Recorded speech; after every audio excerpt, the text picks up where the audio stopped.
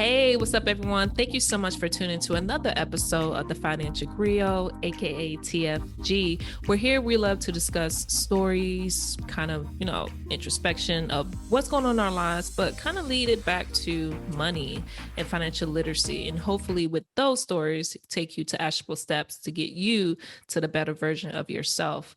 I am one of three of the co-hosts, Atlanta Elson, and I am here and I'm looking at Lawrence as we speak, and he's just like really judging me right now. I was judging in the greatest of ways. I was like, man, this was a great intro. It was smooth. And I'm just, it had purpose. I was like, oh shoot, was she practicing? Did she write this down?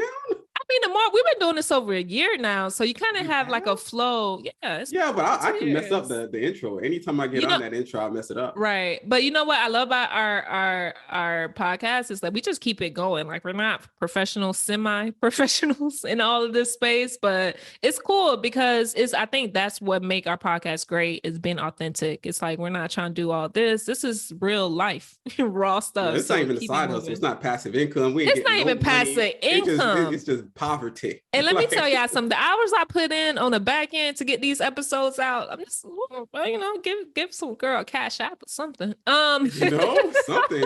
Send you a coffee. Send you something. A coffee. I love Dunkin' Donuts, so I just want to let you guys know I really do like Dunkin' Donuts. But yeah, out here real stingy. Stingy out here with this cash. Well, I'm Lawrence Delva Gonzalez. I'm another one of the co-hosts. I do run a website called The Neighborhood Finance Guy, chronicling my journey from going from zero wealth all the way to a millionaire. And when I hit that number, $1 million next year, I don't want to see y'all no more. 90 streets. I don't want to do this blogging anymore because I ain't getting no money. Y'all don't send me, like donations. Y'all ain't saying, you know what, Lawrence, you changed my life. Here's $20. Go handle yourself. Like, you ain't doing that. It's cool. It's okay. But 2024, if y'all don't see no blogs, it's all on you. It's your fault. Your fault. He's been saying this for the last year since I want them to remember this podcast. I just want you guys to know, do not say Lawrence is brand new. There's no brand new. Lawrence been saying this for a very long time. He's like, I am going to ghost you all. Like, the financial plans are online. I'm doing a workshop today for the squad because, trying to get people to know more about Financial Griot. We're doing all this, but beyond that, I'm just very happy to get to listen to a lot of different stories, like we said before. And one of the people that we have today is our special guest, and she's going to tell us her story. And hopefully she's going to, get unwind with us a little bit over some coffee, some brunch, or whatever it is, and just kind of kick back and let us know what she did to actually improve her life in the last 5-10 years. And I'm going to be judging her, so we'll see. Oh my God, look at her face. We do not do our guests this way, so don't take it. Yeah. Anyways, yeah, we do have a special guest, a great guest. We always say special, but she is really, really special because she is my own personal friend and Toastmaster mentor is how we met a few years ago. It has been a few years now. I'm thinking about it. It's been quite some time, and she's just been so great. Not only mentorship, but also just how she, guide me in terms of Toastmaster, but, being a person to be more proactive of communication, because as we know, a lot of people are scared to speak, not only in front of people, but just like communicate their feelings. I think we spoke about it in the past, how a lot of adults, we talk about children, but a lot of adults don't have the language to communicate or what they want to communicate. But before I could go on my little tangent, I will, I would like to introduce you guys, everyone, to Miss Tammy Terrell. How are you? I'm doing great. Thank you so much for inviting me, Atlanta, and also Lawrence, and also the co-host, Lovely. I appreciate you guys reaching out to me and saying, hey, can you do this? I'm happy to be here. Thank you.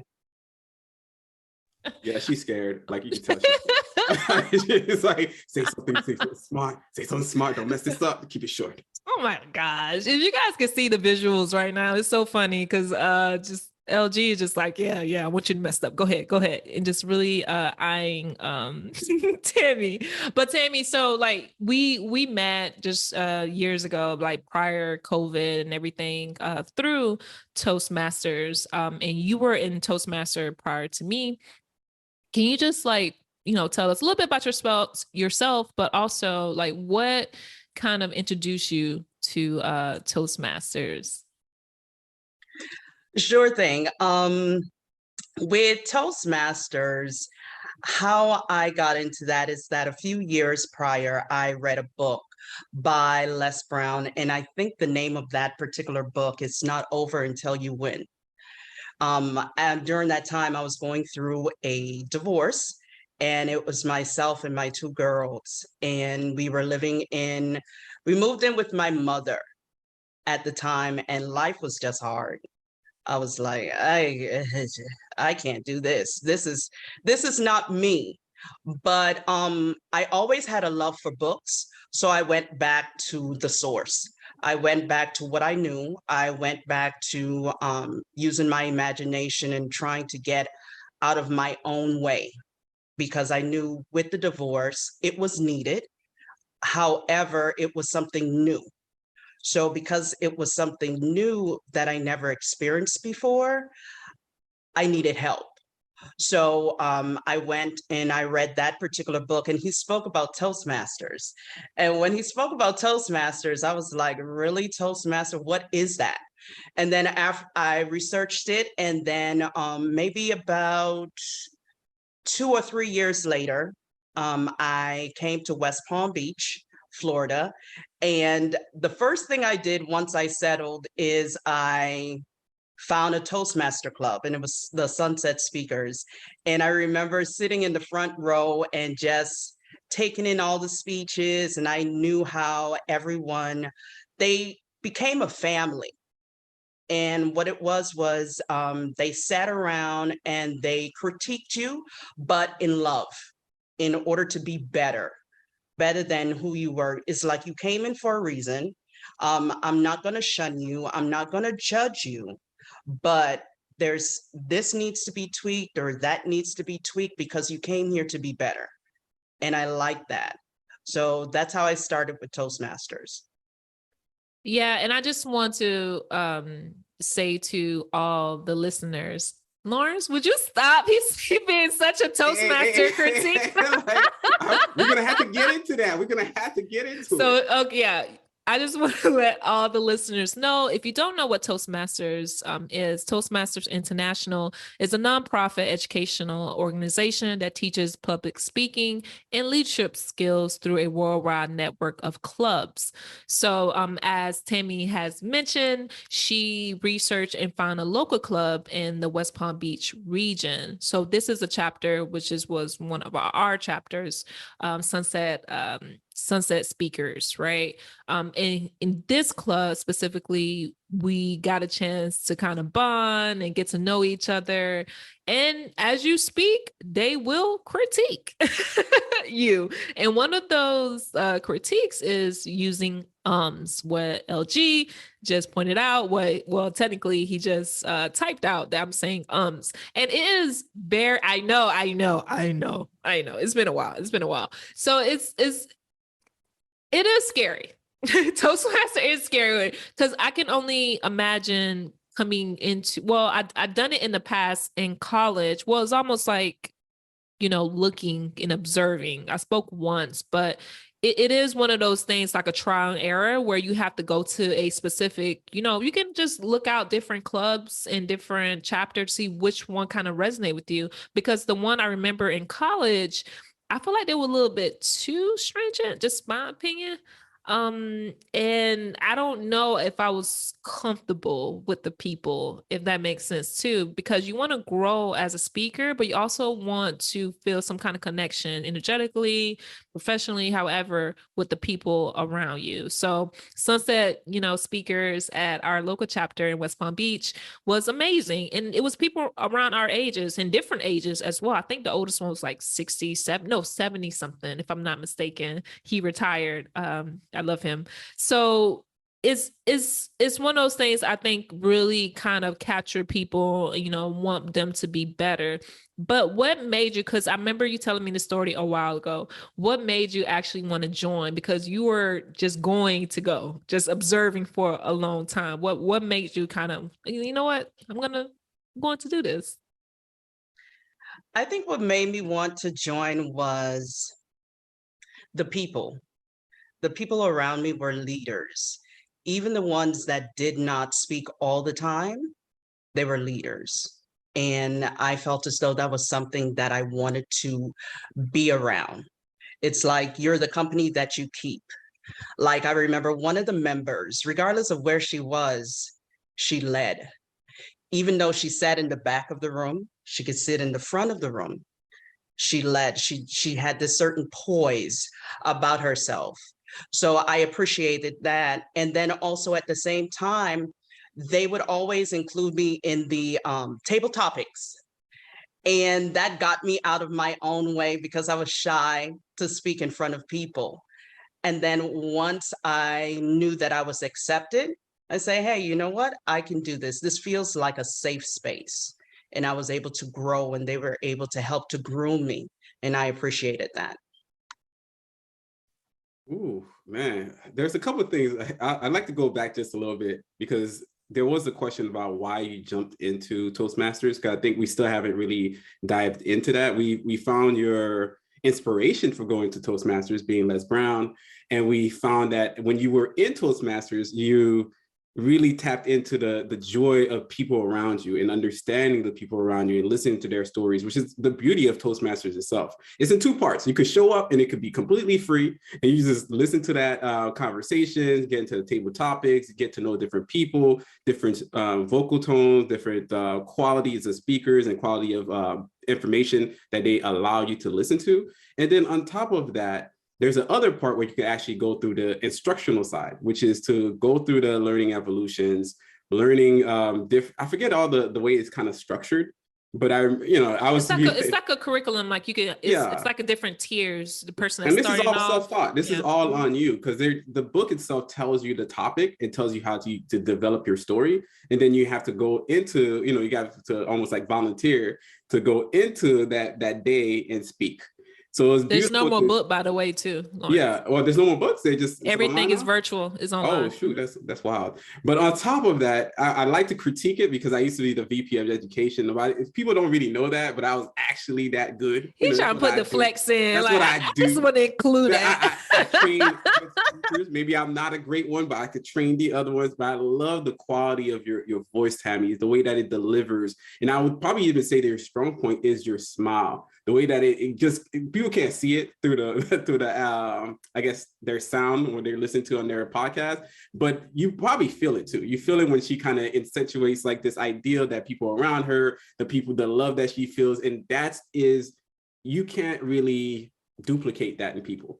And that's the beauty of Toastmasters. It teaches you about being more of yourself.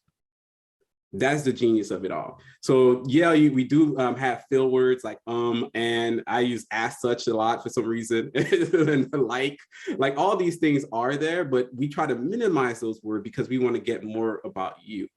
So instead of actually being, kind of forcing words to come out or pushing ideas, just stop, slow down, and just tell us who you really are. So I'm loving this conversation, and I just wanted to critique that as a VP of education. Of course. And again, he's going to reiterate he was VP. a VP. I don't want to say my resume, but Thank you, LG, for that. Funny enough, I'm happy that you made this point about, alluding to finding community within Toastmaster, because I think there is another part of that is networking, some level of networking, depending on the type of personality trait that you do have, but also the mentorship, if you do decide to actually dive into the curriculum of becoming a more advanced, communicator and public speaker, but the community that you actually create, because most of us do keep in contact with each other via Facebook or whatever that we're doing, and we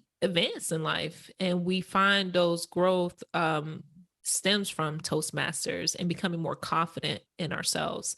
And within Toastmasters too, because you were going through a lot, I think that you were alluding yourself is finding your voice in all this. Because me, I do have a bad habit I'm trying to break as well, is articulating my thoughts. Like everything's kind of ramble in my head, but to actually communicate that can be difficult because it's not what I'm trying to say. It probably it is, So that could be hard for myself because my mind is kind of like going all over the place. But as LG was saying, Toastmaster does train you on how to kind of slow down and find your own voice, because it is a intimidating factor when you're watching everyone else speak and they're so confident, they're so poised how they speak. And I heard you, Tammy, spoke, a while ago, and you've been an incredible speaker, right? But that took some time, right, to find your voice and to do so. Can you recall, or if you remember, one of your own speaking engagements or something that you were communicating to others that you feel like you just didn't do as well, and what was the lesson learned in that? I would say it wasn't really a speech, it was an interview that I had at one point, and it was an interview with a job that I felt as though I really needed.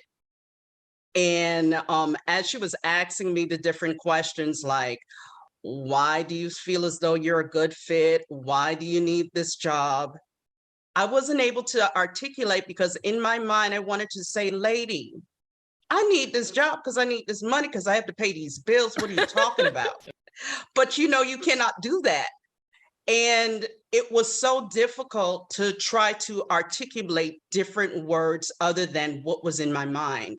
And I felt as though I didn't get the job because I was qualified, but I wasn't able to communicate the needs or the benefits of me working there. And I felt so disappointed. I was like, oh man, that was a good job with good benefits. Damn, really? But I just had to go back to the drawing board, and I actually had to write out some things, some traits about myself, what I know about who I am, and practice that for future interviews. So it's like one of those things where even though I was in Toastmasters at that time, what happens with Toastmasters, in addition to the speaking, in addition to watching other people, what it does is that it gives you a spirit of excellence. Or what it does is that it makes you want to do better. So it's just not one or two aspects of it. It's one of those things where you want to be great. You want to be more. You want to do a little bit better than what you used to do. So with that, it taught me, okay, Tam, this is an area where you need to try to figure it out because you need a job, or you may want to speak for yourself, or you need to sell yourself. How are you going to do that? So you need to stay prepared. So when the opportunity comes, you're ready. So I was disappointed, but I was able to get me another good job with other benefits and better pay. So that wasn't for me. Way to stick it to your haters. Way to stick it to your haters. Rejection is just redirections. That's oh, my mic's down. Yeah. Rejection is redirect. Pause. Pause. That would be it. Rejection is only redirection, and that is a amazing point that you made about communication and selling yourself. And the spirit of Toastmaster do give you some sense of want to level up and be better, and give you the confidence and ability of doing so as well. And I remember plenty of interviews like, I know I'm qualified for this position, I got this. However, I did not know at that time how to communicate that. Right? Because on paper, you may seem great. You can invest in, whomever to build your resume. But if you don't know how to sell yourself, you're standing in between. I'll say this, the amount of communication or the level of communication or lack of that you may not have, it is standing in between, a promotion of $30,000, $50,000, what you could potentially have, right? If you don't know how to sell yourself, because paper is one thing, qualification is one thing, doing is one thing, but that's why they pay CEOs and other people as much money as they do, or stock percentages, because many of them get stock percentages as much as they do, because they know how to communicate, not only communicate, but execute their plan and project managing and all this good stuff. But you bring business on, in order to bring business on, you have to sell yourself, sell your business, right? And people need to feel confident that their money is in good hands, So I think that is a great point about Toastmasters, because it makes you want to do better. It's like you take a deep look into yourself. It's like, what am I doing wrong? And you're so vulnerable when you're standing there and all these people looking at you, right? You're so vulnerable, and it exposes you to take a deep look at as what I'm doing wrong and how can I be better. Lawrence, Yo. VP of Education. Can you explain how, well, because I know that's more of like outreach, correct? What do you mean? What's outreach? What do you, No, is it VP? No, VP of Education is not outreach. VP of Education is basically the part of the structure that ensures that everybody is inside the actual chapter, group, whatnot, are being developed to the best of their capability. So if you're a good VP of Education, or just a person that really cares for the other person to succeed, you want to kind of listen to a little bit more than just the errors or the critiques. You got to really push them to say, what Tammy just alluded to, the idea of bettering yourself. Because at the end of the day, you could walk away without necessarily being the best speaker that ever been known to man. You don't have to be the most humorous speaker or the most whatever speaker, but I'd rather see that certain level of confidence and happiness within you, because that's what's going to carry you throughout the rest of your life, no matter what it is. That idea that you got together with these people and now you have a peer group, a community for the rest of your life, it's more of you. It's like finding your own voice. So once you find that, you realize the truth about the world is that you have to sell yourself. Like nobody else is going to do it for you. Like everybody else that you think, oh, my dad, my mom should have did this, my grandmother should have done that, my teacher should have done that. No, at the end of the day, like once you pass 16, you're going to have to start working towards yourself. You're going to have to start putting some time to really look at your and look into the abyss, that self-consciousness, and to say, you know what, maybe I do need some work. Maybe I do need to drop a couple of those words that aren't really useful in the conversation, that aren't really adding to the way I communicate. And in this day and age, communication is key. Like marketing, the art of the sale. I'm not a seller by any means, right? Those people that sell, some people are very natural at it. Some people are very natural at branding. And these people tend to be the most successful in modern time. Why? Because people hire people that they like. You could be completely wrong, but as long as people could, like, when they listen to you and you kind of make that eye contact or whatever it is, and you deliver it in a way that comforts them, it gets them excited. It could get them in on it. That's why they say run the play, and it's an illegal scam. You're like, that's a scam, but there's a whole group of people like, thanks for dropping the gems, man. This is amazing, because of the way that person delivered it to them. It could be completely wrong, but if it's delivered, in a way that hits the recipient, that's what makes sense to me. And I think that's what Toastmasters teach to people as well. It's not just about the story that you give, but also knowing your audience, knowing how to reach your audience. Because some people walk away from Toastmasters, end up being like Les Browns, like, picking up some real like public speaking gigs, making it anywhere from $5,000 to $10,000 a speaking gig. Like you could really do this as a side hustle. So I'm happy that you're dropping these gems on us, and hopefully somebody runs the play. He put in the rabbit ears out that you run the play, man. Run the play. Run the play. Run the play. We actually had one of my sorority sisters who was a member. She used to bring her daughters to Toastmaster as well, and they used to speak or just to observe. I think they're in middle school or high school now, but just to observe. And I think that is a great segment when it comes to Toastmasters. Anyone can come. Anyone can sit there and come. I know one girl I met during Toastmaster at the chapter, she was going almost a year without joining because she was just so afraid. But her continuously going and attending the meetings and seeing everyone encourage her more and more to finally join. Now, it did take her some time to finally do her first speech. However, I just love the fact that you don't need to be an official member to just sit there and observe or just watch. And I love that about Toastmasters. What do you think one of the biggest things people are afraid to join? Tammy? I think the biggest thing is being vulnerable. being an adult, being vulnerable is like, wow, I don't want to do this. But it's this pull. And I think that's that's something that you should continue to do, because what happens is that whatever you're afraid of doing, until you get to the point where you're actually strong enough, still stay in it. So that story about your friend going to the Toastmaster meetings for a year and just sitting, she knew she wanted to be better, but she wasn't there yet. So she sat there long enough to build up the strength, because there's this vulnerability that happens within you. You feel as though you're going to get judged. You're not as good as other people. Everyone is more educated, or I don't have a story to tell, or my story is not like someone else's, or I'm not as funny, or I cannot move the crowd. But the thing about it is that with Toastmaster and the safe space that you're in, if you're in a good club, they will encourage you to be better. And you will notice that when other people are being critiqued, you're like, I say the same thing, or I say a lot of ums and and I don't know.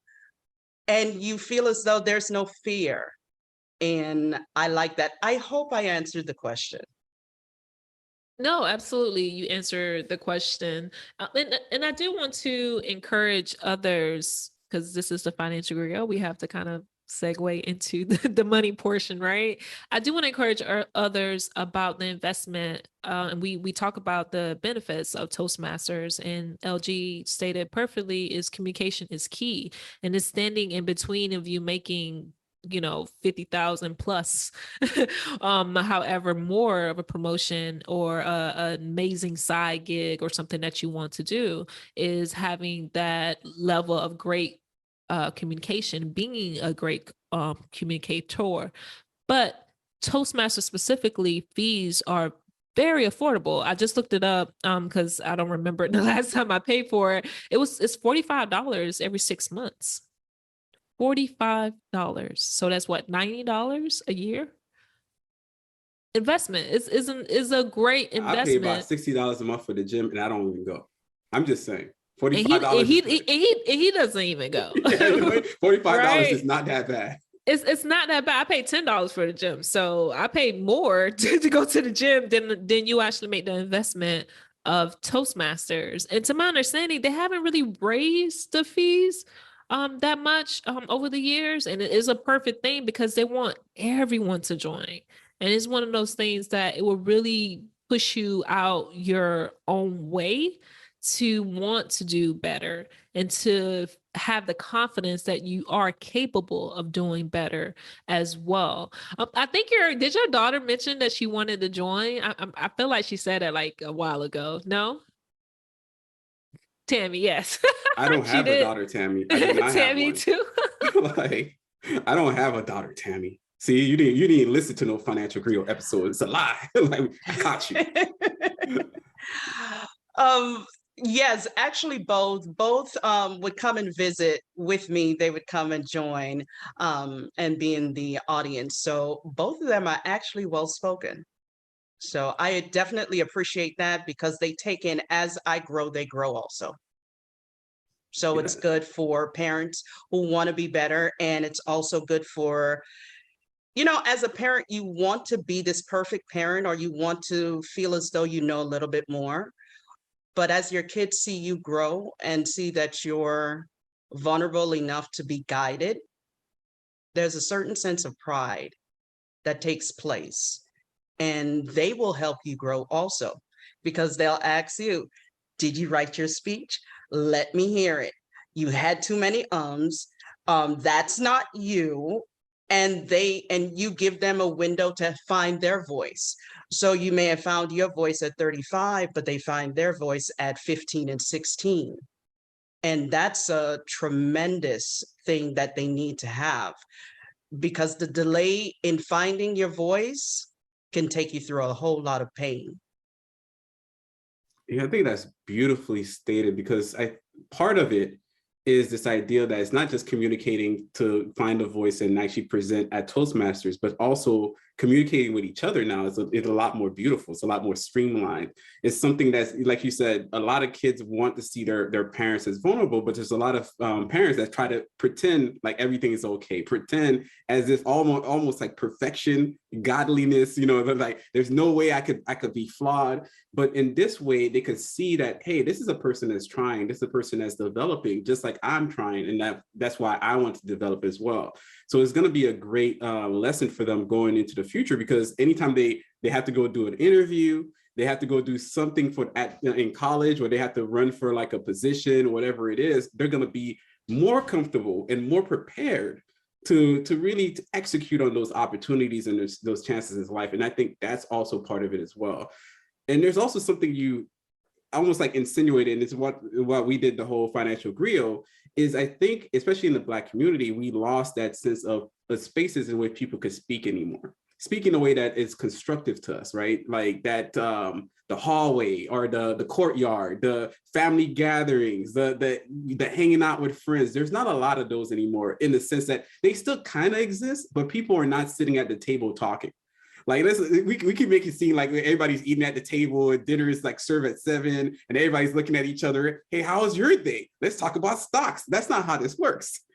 All families, especially in American society, generally they eat when they can. They see their kids. Everybody, they could kiss each other, high five, whatever it is. But there's not a space in which you can really communicate and listen anymore. Listen for a very long period of time, and also exchanging of words, which helps every kid change. And you can see that, especially I'm not a parent, but I raised a lot of like little cousins and so on and god kids. Like, you could tell there's a difference between that first kid, because they didn't have the other example, and the second kid that sees the next kid kind of try and speak. They seem to kind of speed up to catch up.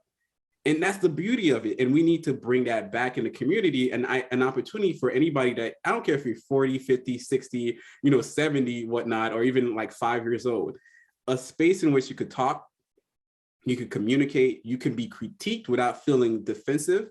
You could, to really grow in a way that would really master a community. I think that's what we're missing. I just wanted to add that because I'm deep like that. I know y'all like, Atlanta likes to say, very shallow, but I'm deep. Open your third eye and run the play. Keep running the play. No, all these are a great point about the benefits of Toastmasters. And again, there's just an investment, $45, $50, depends on your chapter, but it's a great investment. And people go out to get these, titles, is there competitions. I miss Toastmaster because there was always a competition, a local competition, a state competition that I'll try to make it if my schedule permits. But there were always something going on. And I think when you take yourself out of these spaces and put yourself in bigger spaces, you start to see and understand of how other people work, how other people network, and just different expansions of Toastmasters. What were you saying? I really want to bring that up. Like a lot of times we were in some toxic stuff out here, because when I try to speak up sometimes, especially when you're a kid in first generation Caribbean households, they told a lot of kids to shut up. Like, in more words than, or less words than not, it's always to the point where we should speak less and be seen less, or whatever it is. And it really changes an entire generation of young adults, because we were told not to be present, not to have a voice. And then when we go to college and we go to these spaces trying to get interviewed and realize that we mess up at these interviews, and you wonder how, like, because the entire time when you're growing up, you're told to shut up, stop asking questions, stop trying to be smart. Like, you're like, what's smart? Like, it's like what? That doesn't make any sense. I just wanted to bring that up. I know y'all don't want to get deep. I don't know, like, no. That's great. Did your mom hug you when you talk, Atlanta? Did she hug you? You know dang well my mom didn't do that. But Tammy is actually from the islands, so she can have some experience about growing up. What was your take on that? Yes, I'm a Bahamian. So my mom, my grandmother, and everybody else said, be seen and not heard. That was a detriment to my life, because there was opinions that I had, questions that I have that were never answered. I was confused on a whole lot of things. And when you don't get to have a voice and you don't get to ask those questions or be inquisitive about life itself, you wing it. You become this adult who's trying to, for example, you're in a relationship. God forbid you ask them how a relationship go, and then you're going off of fairy tales. And when you figure out life is not fairy tales, you're knee deep in some crap that you cannot get out of, or you cannot voice how you feel, what you like, what you dislike. You just feel as though you just need to be seen and not heard. Well, as a parent of 2 young women, no ma'am, no sir. I tell them that they do have a voice. I know they have a certain sense of fear when it comes to me, but I do let them know that they do have a voice. They can let me know what's going on respectfully. I will hear them, but I also let them know I have veto power, which I will use, but I will hear you out. You know, for example, my oldest daughter, she's 19, and I was punishing my younger daughter, which is 13, because she went on some apps that I told her not to go on social media. She did that, and my 19-year-old, she knew about it, but she didn't tell me. She didn't want to be the snitch. But like I told her, she could have told me on the side. She could have pulled me on the side, and I could have acted like I just knew, or I had this mother instinct that something is going on. Well, when it got time for me to check the younger one, I checked her. But being Sister Bear, she was like, "Ooh, no, I don't like this." And I remember she pulled me to the side. She was like, "Mommy, can I have a talk with you?" I was like, "Okay, sure thing, not a problem." She sat and she spoke to me about how she felt about checking the younger one. There was 2 sides of me. As a parent, I was so proud of her for having a voice. When I was younger, you just dealt with it and you hope you wasn't getting in trouble too. You're like, that's on you. But I was proud of her because she has a voice and she spoke up for somebody else. She spoke up for her sister. But like I told her, I'm proud of you and I'm happy that you're able to recognize what happened. But due to the fact that you did not come to me and you did not tell me what was going on, and you knew the dangers of why I tell her not to be exposed into certain social media, we're not doing this. I said, please keep speaking up. I appreciate that. However, I have a difference in opinion. And it seemed as though our bond got closer because I know she's willing to fight for her sister. And then at the same time, she's willing to fight me with it. It's a certain level of respect that I had for her that particular day. It was like, I bowed because I never had that opportunity to speak to my mom or my grandmother and say, hey, I didn't like how that took place. I was so proud as a parent. So definitely, I think it's those things that changes the dynamic of the generations to come, because you have to teach your kids, have a voice, have something to say. If someone's treating you bad, if you can't speak to them, speak to someone else and someone else can be your voice until you get your voice. You know, and when you teach your kids that from a younger age, it's this brave person, and when they come to you and they tell you what their plans are and they're telling you, they're not asking you for help. You know, when you see those parents like, what do you need? My kids don't, they normally don't. They write out their plan. They say, okay, mom, this is what I'm going to do. This is what I was thinking about. And I'm like, so you just bouncing ideas off of me? Yes, ma'am. Oh, okay. So I could sit back and I could not have to worry about rescuing them. I don't have to go and fight for my kids. And sometimes I even ask them, do you need me to step in? They're like, no, ma'am, I got it. I'm like, okay. And I believe that. And I trust that. Shoot, dropping the gems, as they say. Man, I need to get that out of my vocabulary. You do. like I really do. You do. But you know what? I'm gonna do like one of those true interviewers and ask some hard-hitting questions, right? And this hard-hitting question is, you hinted at it, but I just kind of want to get that for the audience, because I know there's a lot of people going through that. The idea of finding your voice after the marriage.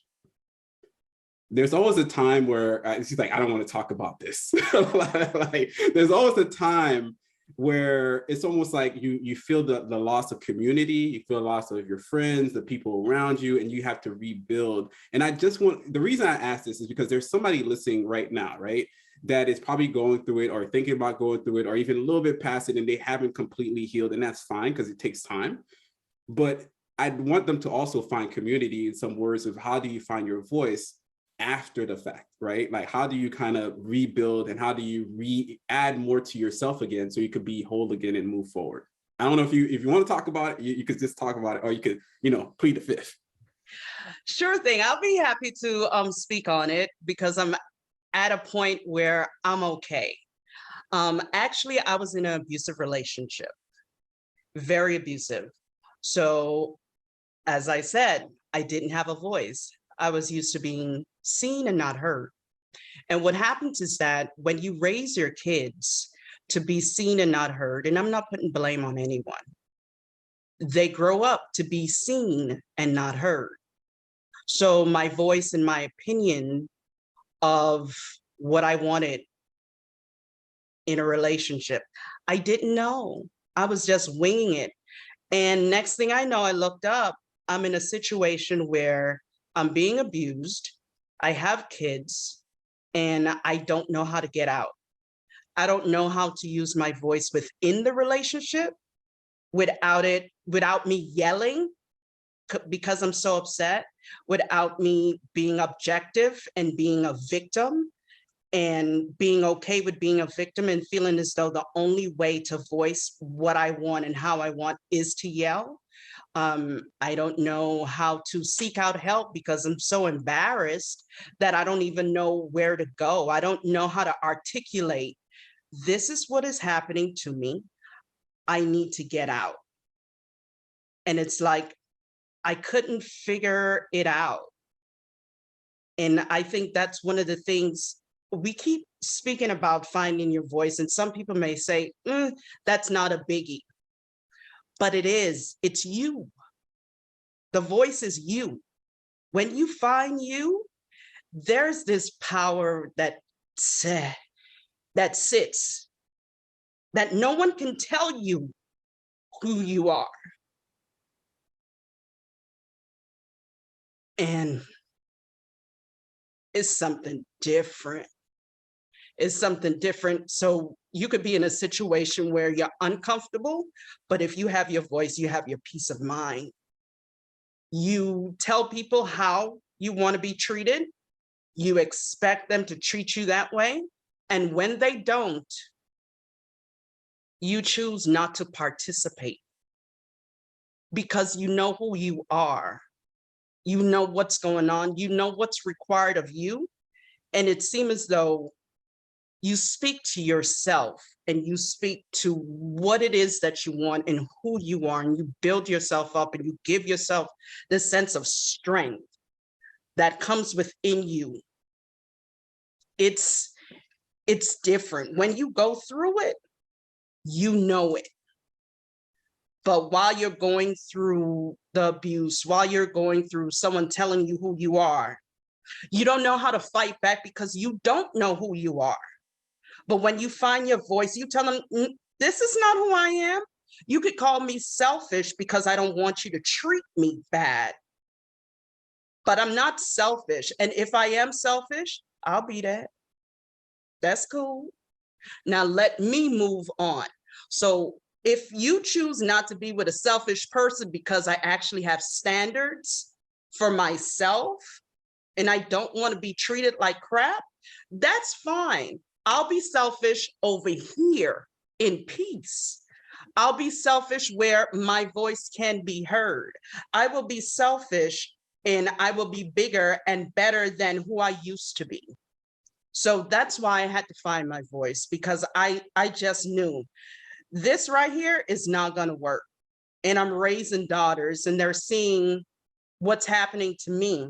So I can either choose to continue to be a victim and possibly have the same thing happen to them and they feel as though it's cool, or I can get out of my own way, even though I'm scared, even though my voice is shaking, even though I don't know what the heck I'm going to do, and do it. And that's what I did. Alana, you got emotional. It's okay. You felt that. You felt that. I'm always emotional. It hit. It really, it's really important to say that. It's really important to really express that to people. And I'll add this. I was it might have been like last week or a week and a half ago when I was driving, and it hit me when you turn off the music and you just have to listen to yourself anyways. Like, I had to be honest that the past, the traumatic version of me, that version within me that was hurt, the kid that was hurt growing up, he's still there. And I think some people think you delete that part of yourself, and that's not what this is. You hug that part of yourself and you tell them it's going to be okay. That part is still there. It still carries on with me. It still moves with me, but it doesn't have to be me anymore. I don't have to stay that place. And that person too, it's a duality sometimes, and you have to think about it that way. That person is still there, and they're even saddened by the fact that you're moving. But I also have to tell myself that it's okay. I'm still here with you. So I guess the reason I brought it up, because it's very important to let people know that whatever trauma that you've gone through or going through or will go through, there could be a way out. But in some ways you have to embrace the fact that you're not this broken person. You're not always this broke person, but you're going to be this person that's going to be repaired, that could fix themselves, that could grow from this, that could be a better person. So I've loved your share to this entire episode. And I hope somebody's listening while they're brooming somewhere, they're like doing some dishes, and like, oh shoot, this hit me. And I'm gonna have to rewind this and share this with a friend, because I want you guys to find your voice as well. Yes, absolutely. And definitely gems dropping that. The rabbit ears that we've always been saying, gems, and no scammy stuff, but definitely a deep introspection of your experiences and how you kind of seen outside of yourself that knowing what you were experiencing can translate into a potential situation that your daughters can experience as well. Because things that we all have gone through as children, we had to relearn as we grew older to say that that's not normal. Telling the kid that they don't have a voice it's not normal, because that kid will grow up to be an adult with no voice, nothing to reference to. And like you mentioned, you do wing it. And I do find myself in different experiences or relationship, directly or indirectly, not having the language of how I feel.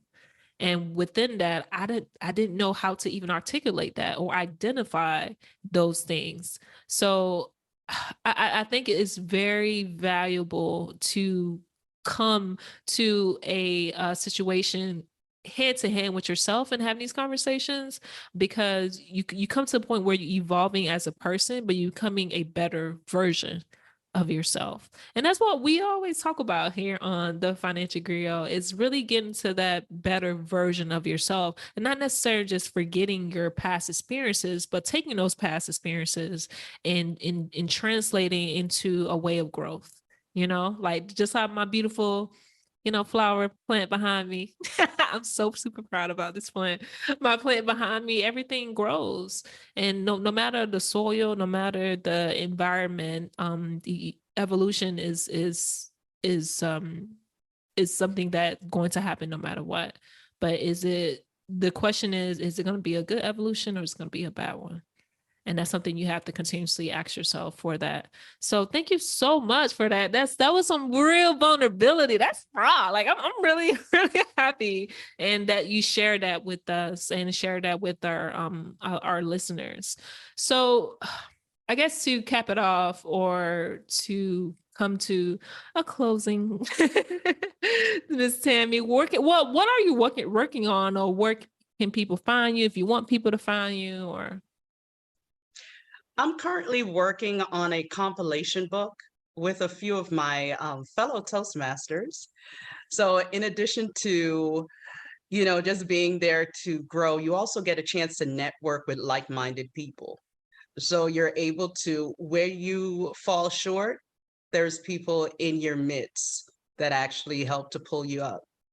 So you don't have to be perfect. You don't have to be the most educated person, but it seems as though you're in a group of people that want to be better. And I think that's the point of it. But we're currently in the works. We have a compilation book that should be coming out this year. We're thinking about podcasts. We're thinking about book signing. We're thinking about a whole lot of things. And then from there, I also currently do different speeches, but since COVID happened, it seems as though it's something totally different. Where people can find me would be on Instagram at Terrell Tammy 12. You can find me there. I don't post a lot, like I used to, but I'm definitely there. You can follow me. You can see what's going on. And anytime there's an update of what's happening, then I'll definitely put that out there. Oh, absolutely. I'm so excited. You did mention this to me a few last year about a compilation book that you are creating. So you're not invited. Excited. You're not invited though. I am super I love the way excited. I love the way she said it. Like, I'm working with some people, but it's not you. It's like, no, that's you know what? Anywho, hey, but new trauma to deal with. Work through it. Find your voice. I'm in a space, and I've been doing this for quite some time to say that it's not always about me. It's bigger than me. So, and I'm cool with that. I'm too old for that to be trying to, Anyways, Tammy, I'm super excited for the compilation book, and I would like for you to, we already spoke about this, come on and promote the book and speak about it. Maybe we could have a few other people that are featured in the book as well to come on. And yeah, I'm really excited about that. She got her thumbs up. Like, I'm super excited. I'm super proud just of you. And get into this space and this point of finding your voice, sustaining your voice, and teaching your children about the importance of finding their own voices in their identity. So that is amazing. In order to wrap this up, you guys can find me on IG streets. My social handle is Atlanta_Elson on Instagram, as well as YouTube. I am on Pinterest now. I am trying to get to this Pinterest bag. Pinterest is pretty cool. They do have a go live feature, and I will be doing some live features on there pretty soon. So look out for that. Where they can find you, LG? You can find me in the most toxic spaces online. Anytime that you see me on Twitter, really? On IG, where I'm shooting shots at my haters, letting them know that I'm better than them and I'm growing. And I want y'all to live in it. Nah, I'm messing with everybody. He's not messing with y'all. He's dead serious. Yeah. Kind of both. I'm from Miami-Dade. Like, it's weird. It's a weird space. Like, we were a little toxic, a little petty. So you can find me www.theneighborhoodfinanceguy, where I post different website financial posts and stuff. See, I stopped even caring. So I post about stuff financially. I have plans on there, resources. We're doing a workshop at 1 p.m. today. By the time you hear this, we already done the workshop. So it is what it is. So definitely follow me on IG to keep up with the free workshop where I really teach people what they can do with their money to really grow it as soon as possible and as much as possible in a very short amount of time. So that's what we do. And you always catch us here every episode, dropping as many relevant knowledge that you could use and keep it actionable. And we do incredibly love the guests that come on. So if you have a story, you have a voice, you could definitely come into this space and actually share it with us. And I thank you immensely, Tammy, for sharing and being so vulnerable to give back into a whole bunch of people that's probably listening and they really need to hear that message. So this is great. This is amazing. Thank you, everyone, for tuning in to another incredible episode of the Financial Griot. TFG, we're out. Thank you for listening to the Financial Griot podcast, powered by the Wealth Builders Collective.